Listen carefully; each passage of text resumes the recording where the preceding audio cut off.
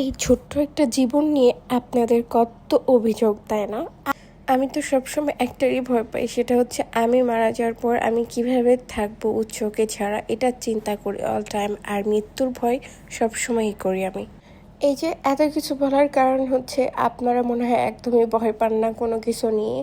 আপনারা শুধুমাত্র এত এত অভিযোগ নিয়ে আমাদেরকে কমেন্ট করেন। কেন করেন আমি বুঝি না একদমই। হয়তোবা কোনো এক সময় ঠিক হয়ে যাবেন, আর ঠিক না হলে সেটা আপনার পার্সোনাল বিষয়। শুধু এতটুকুই বলবো যে যার যার লাইফ তাকে সেভাবে থাকতে দেন, আপনারা মন্তব্য করেন না। কারণ আপনাদের জীবন নিয়ে আপনারা ভাবেন, কারণ জীবনটা অনেক ছোট। কখন কার কী হয়ে যায় কেউ বলতে পারবে না। আমি যদি কখনো আপনাদেরকে কষ্ট দিয়ে থাকি, আমাদেরকে মাফ করে দিবেন। কারণ হচ্ছে আমার জানা মতে আমি আপনাদেরকে কখনোই কোনো বাজেভাবে কোনো কিছুই বলি না। আমার ইনবক্সে অনেক আপুরা এসে অনেক কিছু বলে যায়, আমি কিন্তু রাগের মাথাতে হয়তো এক দুইজনকে কোনো কিছু বলে থাকি, সেগুলো আমি ইচ্ছাকৃতভাবে একদমই বলি না। তো যাই হোক, এত কিছু বলারও কারণ আছে। এত এত অভিযোগের মাঝেও কিছু ভালোবাসার মানুষ যে এত বেশি ভালোবাসে আমাকে, একদমই আমি জানি না। যদি এদের সাথে না দেখা হয়তো তাহলে হয়তো বা বুঝতে পারতাম না। শুধু এরা না, কয়েকজনা আছে আমাকে এত বেশি ভালোবাসে যে বলার বাইরে। এরা হচ্ছে সিরাজগঞ্জ থেকে আসছে। আপুটার নাম হচ্ছে সোনিয়া ব্লগ। ওনার হচ্ছে ব্লগ একটা পেজ আছে। আসলে উনি অনেক দিন থেকে আমার সাথে অ্যাড আছে, বাট কখনোই তার সাথে আমার কথা হয় নাই, দেখা হয় নাই। কিন্তু উনি রাজশাহীতে আসার পর আমার সাথে দেখা করতে আসছে।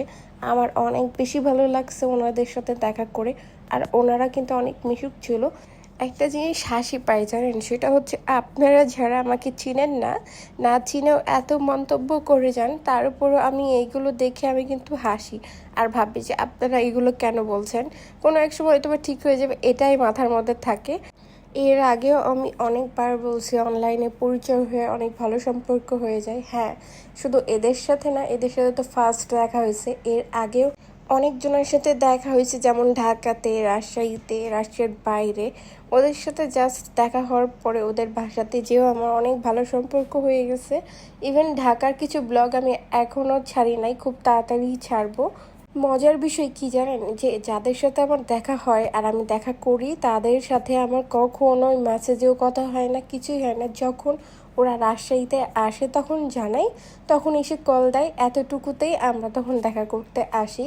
আর এইভাবে ভালো সম্পর্ক হয়ে যায়। কিছু আপু আছে যে আমাকে এত বেশি ভালোবাসে, যে আমাকে এত সুন্দর করে বোঝায় আমাকে ইনবক্সে এসে।